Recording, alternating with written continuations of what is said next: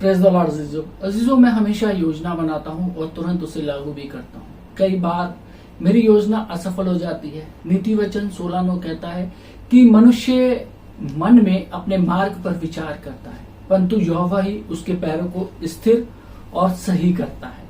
यदि हम नीति वचन 16 और उसकी 18वीं आयत पर मनन करेंगे तो देखेंगे यहाँ पर वचन कहता है कि विनाश से पहले गर्व और ठोकर खाने से पहले घमंड आता है। मेरा जो बहुत से लोग सोचते हैं कि वे साहसी हैं, पर वे घमंडी और अभिमानी हैं। खुद के बारे में उनके विचार उच्च हैं और हमेशा दूसरों को नीची नजर से देखते हैं और उन्हें दुख पहुंचाते हैं। हमारी योजनाएं हमेशा हमारे समर्थन में काम करती हैं, जिसमें दूसरों की जरूरत शामिल नहीं होती, पर परमेश्वर की योजना हर एक की जरूरत पर ध्यान देती है। हमें परमेश्वर की योजना का विकास होने का इंतजार करना सीखना होगा। हमसे संबंधित बातों को वो पूर्ण करता है। सच्चा साहस परमेश्वर के समय के अनुसार काम करता है। वो सही समय पर चलता है। योजनाएं बनाना अच्छी बात है और मैं विश्वास करता हूं कि हमें साहस के साथ योजनाएं बनानी चाहिए, पर हमें इस बात की जानकारी भी होनी चाहिए कि परमेश्वर के बिना हमारी योजनाएं असफल हो जाएंगी। यदि हम देखें भजन संहिता 127 और उसकी पहली आयत में परमेश्वर का वचन कहता है कि यदि घर को यहोवा न बनाए तो उसके बनाने वालों का परिश्रम व्यर्थ होगा। मेरे अजीजों, परमेश्वर के बिना हम अपनी नींव बना सकते हैं, पर मजबूत नींव के बिना मकान के समान हम भी धीरे धीरे गिर जाएंगे। मेरे अजीजों, यदि हमारा आत्मविश्वास परमेश्वर से जुड़े रहने का फल है तो हमारे अंदर सही प्रकार का आत्मविश्वास है जो सच्चे साहस को उत्पन्न करेगा। जैसा पौलुस ने कहा, हमें उसके आत्मविश्वास पर आत्मविश्वास है।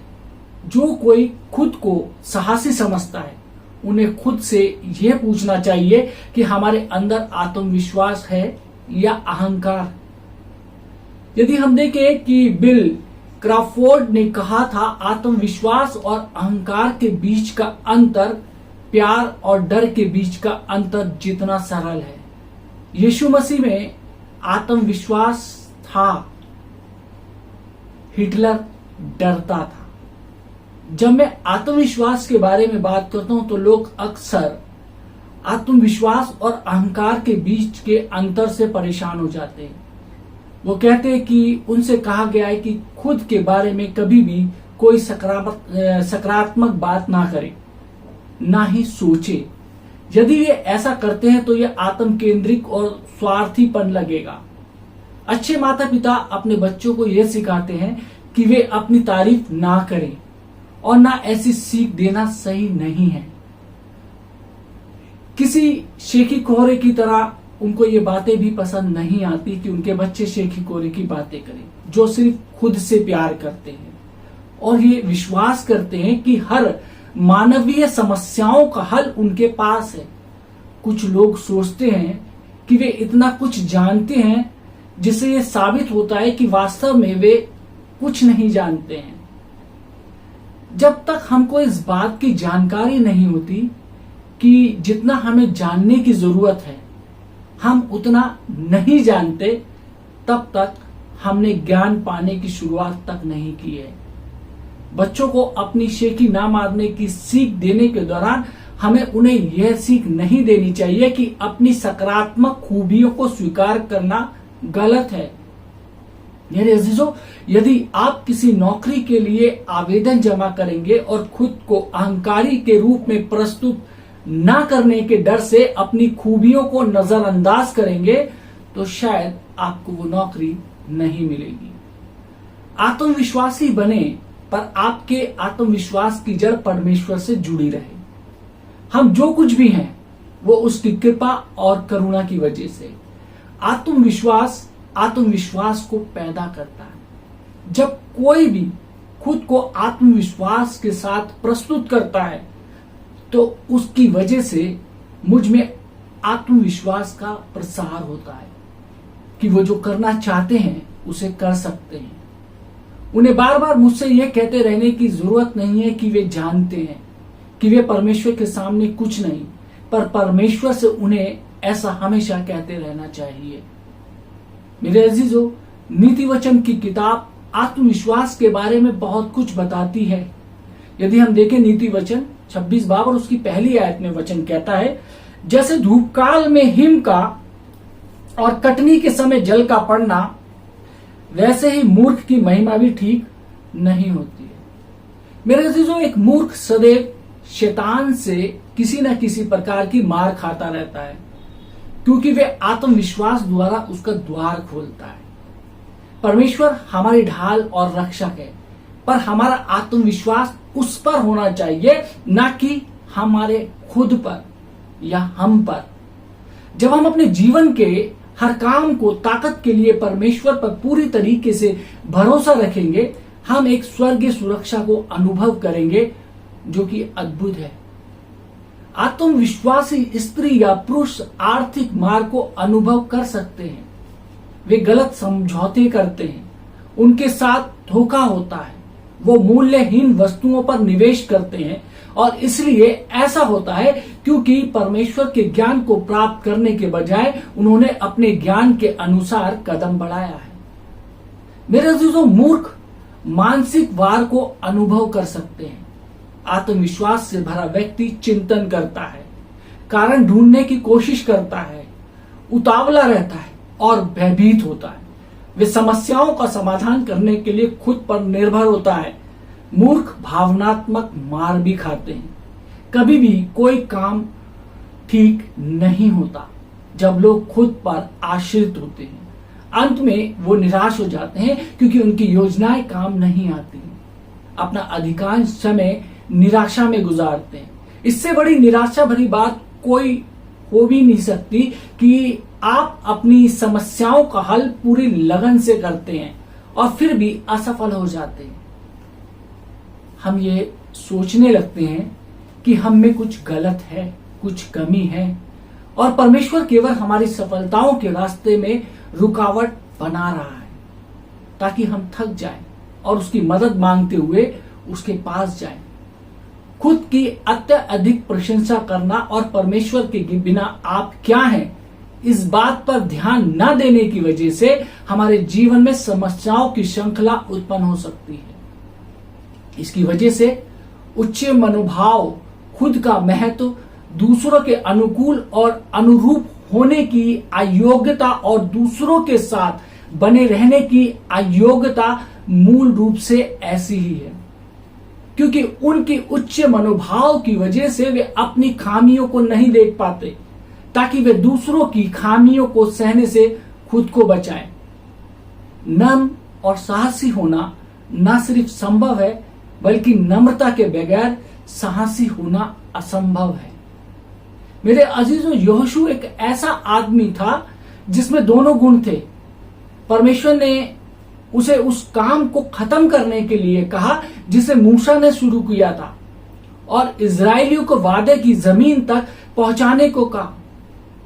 यहोशू को यह आज्ञा देने के तुरंत बाद परमेश्वर ने उससे यह भी वायदा किया कि जिस तरीके से वह मूसा के साथ था उसी तरह वो उसके साथ भी रहेगा। यहोशू का आत्मविश्वास इस बात पर निर्भर था कि परमेश्वर उसके साथ था, और इस वजह से वे आगे बढ़कर कुछ ऐसा करने योग्य बना जिसके लिए वे योग्य नहीं था। यहोशू को डर लगा होगा क्योंकि परमेश्वर बार बार ये कहते थे, डरो मत, जिसका मतलब है भागो मत। परमेश्वर ने यहोशू से कहा कि यदि वो मजबूत, आत्मविश्वासी और साहस से भरा रहेगा तो वह लोगों को उनके वायदे की जमीन तक पहुंचाने की वजह बनेगा। यदि हम देखें यहोशू 1 बाब उसकी 5 से 7 आयत में परमेश्वर का वचन कहता है कि तेरे जीवन भर कोई तेरे सामने ठहर ना सकेगा। जैसा मैं मूसा के संग रहा वैसे ही तेरे संग भी रहूंगा, और ना तो तुझे धोखा दूंगा और ना तुझको छोड़ूंगा। इसलिए हियाव बांध कर दृढ़ हो जा, क्योंकि जिस देश के देने की शपथ मैंने इन लोगों के पूर्वजों से खाई थी उसका अधिकारी तू इन्हें करेगा।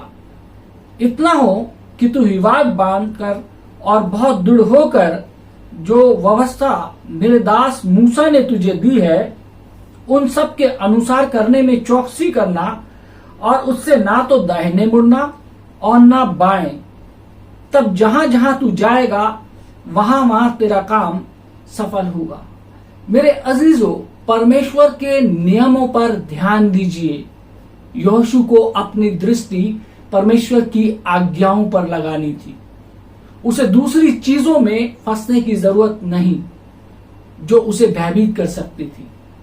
उसे अपने लक्ष्य पर ध्यान केंद्रित करना था। यदि वो परमेश्वर का अनुसरण करेगा तो वो न सिर्फ खुद की मदद करेगा बल्कि बहुत बड़ी भीड़ को एक बेहतर जीवन की ओर ले जाएगा, यानी कि एक बेहतर जीवन में चलने का सौभाग्य उनको प्राप्त होगा। और इस अवस्था में उसे केवल एक आखिरी प्रोत्साहन की जरूरत थी, जिसे परमेश्वर यहोशू 1 और उसकी 9वीं आयत में कहते हुए दोहराता है कि क्या मैंने तुझे आज्ञा नहीं दी? हिवाए बांधकर दृढ़ हो जा, भय ना खा और तेरा मन कच्चा ना हो, क्योंकि जहां जहां तू जाएगा वहां वहां तेरा परमेश्वर यहोवा तेरे संग रहेगा। मेरे अजीजों, मैं विश्वास करता हूं कि यहोशू के साथ परमेश्वर का वार्तालाप इस बात को साबित करता है कि ऐसे कई कारण होंगे जिसकी वजह से स्वाभाविक रूप से उसे डर लगे और वो निराश हो जाए और पीछे हटने का मन करे। जब हम विश्वास का कदम बढ़ाकर जीवन में उन्नति करना चाहते हैं तो इस बात का कोई आश्वासन नहीं होता कि हमें विरोधियों का सामना या विरोध का सामना नहीं करना पड़ेगा, पर हमें इस बात का आश्वासन जरूर है कि वो हमेशा हमारे साथ रहेगा। और वास्तव में हमें सिर्फ यही चाहिए। हमें ये जानने की जरूरत नहीं कि परमेश्वर क्या करने वाला है, वो कैसे करने वाला है या कब करने वाला है। हमें सिर्फ इतना मालूम होना चाहिए कि परमेश्वर हमारे साथ है। मेरे अजीजों, यिर्मयाह एक छोटा लड़का था जिसे एक बड़ा काम सौंपा गया था। परमेश्वर ने उससे कहा था कि उसने उस राज्यों के भविष्यवक्ता के रूप में चुना है। वो परमेश्वर के लिए बोलने वाले व्यक्ति के रूप में काम करेगा। ये विचार यिर्मयाह को भयभीत करने लगा और वो कई प्रकार के बहाने बनाने लगा कि क्यों वो परमेश्वर के द्वारा नियुक्त कामों को नहीं कर सकता। वह खुद को देख रहा था और उसे परमेश्वर की ओर देखने की जरूरत थी। वह लोगों की ओर भी देख रहा था और सोच रहा था कि वे उसके बारे में क्या सोचेंगे यदि उसने परमेश्वर द्वारा प्रोत्साहित होकर कदम बढ़ाया। तो यिर्मयाह की भयभीत बातों के जवाब में परमेश्वर ने उससे बात बंद करने को कहा और वो जो कहता है उसे करने को परमेश्वर ने कहा। यदि हम देखें यिर्मयाह 1 और उसकी 8वीं आयत में वचन में लिखा है कि तू इनके मुख को देखकर मत डर, क्योंकि तुझे छुड़ाने के लिए मैं तेरे साथ हूं, यहोवा की यही वाणी। मेरे अजीजों, यिर्मयाह को भी वही भाषण सुनने को मिला जिसे यहोशू ने सुना था।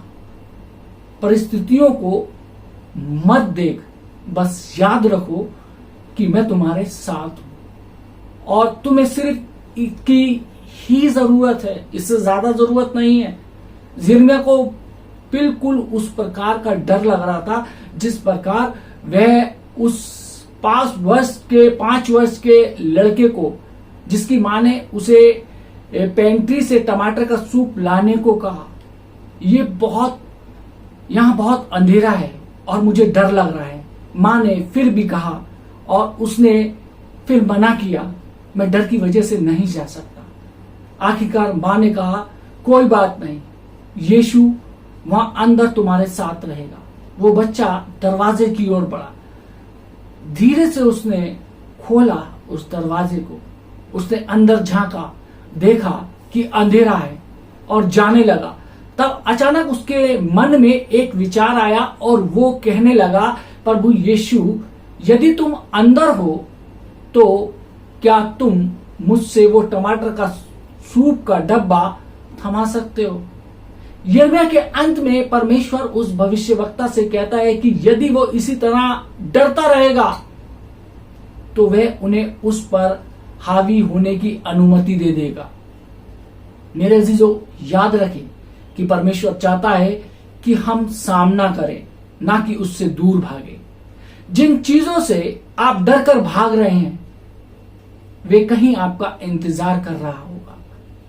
ताकत परमेश्वर के साथ आगे बढ़ने से ही प्राप्त होगी।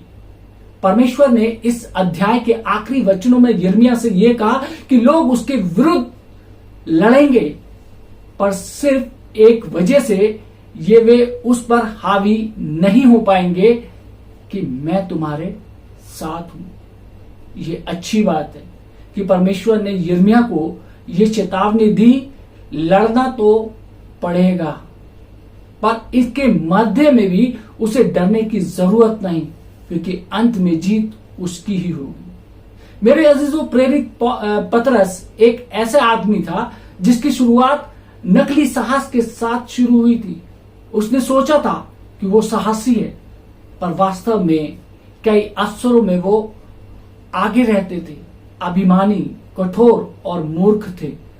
प्राय पतरस ही दूसरों से पहले बोलते थे, पर वे जो कहते थे वे घमंड से भरा और अनावश्यक होता था। पतरस खुद को ऊंचा समझते थे। उसे अपने आत्मविश्वास के बदले परमेश्वर के आत्मविश्वास के साथ सौदा करना था। यीशु ने पतरस को चेतावनी देने की कोशिश की कि वो 3 बार उसे इनकार करेगा, पर पतरस ने सोचा कि यह तो बिल्कुल भी असंभव है। ये बिल्कुल ही असंभव है, ऐसा नहीं हो सकता। यीशु के पकड़वाए जाने के बाद पतरस को चेलों में से एक रूप में पहचान लिया गया था जब यीशु मसीह को पकड़ा गया था, पर उसने यीशु को पहचानने से इनकार किया। जब तक पतरस ने 3 बार प्रभु के का इनकार नहीं किया, तब तक उसकी प्रतिक्रिया भय से भरी हुई थी। पतरस जो खुद को साहसी बताता था, डर की वजह से मुसीबत आने पर टूट गया। यीशु ने चेलों से वादा किया था कि इसकी मृत्यु और पुनर्जीवन के बाद वो अपनी पवित्र आत्मा को भेजेगा, जो हमें असली सामर्थ्य प्रदान करेगा। वे सच्चे साहस को अनुभव करेंगे, जिसकी जड़ और आधार उस पर हमेशा विश्वास की वजह से हुई होगी। दूसरों के साथ पतरस ने भी पेंतिकोस के दिन स्वर्गीय सामर्थ को प्राप्त किया, और प्रेरितों के काम में हम पाते हैं कि साहस के साथ वो यरूशलेम की गलियों में प्रचार करता है। उसके अंदर ये चिंता बिल्कुल भी नहीं थी कि लोग उसके बारे में क्या कहेंगे। पतरस ने खुद के अंदर के दलदल और पाप को देख लिया था। उसने मन फिराया, उसे क्षमा प्राप्त हुई और वह पवित्र आत्मा से भर गया, जो सिर्फ परमेश्वर की ओर से ही मिल सकता है। हमने यहोशू, यिर्मयाह और पतरस की चुनौतियों से भरी परिस्थितियों को देखा। आप किस चीज का सामना कर रहे हैं? क्या आपके सामने डरावनी परिस्थितियां मंडरा रही हैं? यदि ऐसा है तो याद रखें कि परमेश्वर आपके साथ है और वह ना आपको छोड़ेगा और ना आपको त्यागेगा। उससे मदद मांगे और वह आपकी मदद करेगा। आपको साहसी बनाने का छल करने की जरूरत नहीं है। अपने आप को ऐसा धोखे में रखने की जरूरत नहीं है। यदि आप भयभीत हैं तो परमेश्वर से कहिए। यदि आप चिंतित हैं, परमेश्वर पे सारी चिंता डाल दीजिए। आखिर वो सब कुछ जानता है। आप कह सकते हैं कि आपको डर लग रहा है, पर मैं प्रोत्साहित करना चाहता हूं कि आप ये कहें कि शैतान आपको आगे बढ़ने से रोक नहीं सकता। मैं आपको यह कहने की चुनौती देता हूं, ये कहें कि मुझे डर लगता है, पर मैंने साहस को चुन लिया है, क्योंकि परमेश्वर मेरे साथ है। परमेश्वर का एक एक वादा सत्य है मेरे जीवन के लिए। अब मैं नहीं डरूंगा, क्योंकि परमेश्वर मेरे साथ है। परमेश्वर आप सबको आशीष दे। आमीन। आइए हम दुआ मांगे। महान सामर्थी पिता परमेश्वर, धन्यवाद देते हैं आज के सुंदर वचन के लिए। परमेश्वर प्रभु जी, जिसमें हमने साहस के बारे में सीखा। यदि परमेश्वर हमारा साहस तेरी ओर से है तो परमेश्वर प्रभु जी तू हमारे को पवित्र आत्मा की सामर्थ्य से भर दे परमेश्वर। ऐ खुदावन हमारे अंदर से घमंड और अहंकार को नष्ट कर प्रभु जी, क्योंकि हम जानते हैं कि जब हमारे अंदर घमंड और अहंकार आ जाता है हम परमेश्वर अपने आप को ही सर्वदा आगे बढ़ाने की कोशिश करते हैं प्रभु जी। अपने आप को खुदावन हम महिमा देने की कोशिश करते हैं, लेकिन परमेश्वर ये सत्य है कि प्रभु जी जब तक तेरी सामर्थ तेरे आशीष हमारे जीवनों पर नहीं होगी हम उस डर का सामना नहीं कर सकते। आए प्रभु जी हमारे तमाम अहंकारों को खत्म करते हुए हमें नम्र बना प्रभु जी, ताकि परमेश्वर हम तेरे चरणों में आ सके परमेश्वर और अपने जीवन के अंदर खुदावन उन्नति और तरक्की को प्राप्त कर सके। जितने लोगों ने प्रभु जी ये वचन सुना है, ये वचन उनके लिए और उनके परिवार के तमाम लोगों के लिए आशीष का कारण, यीशु मसीह के नाम से आमीन।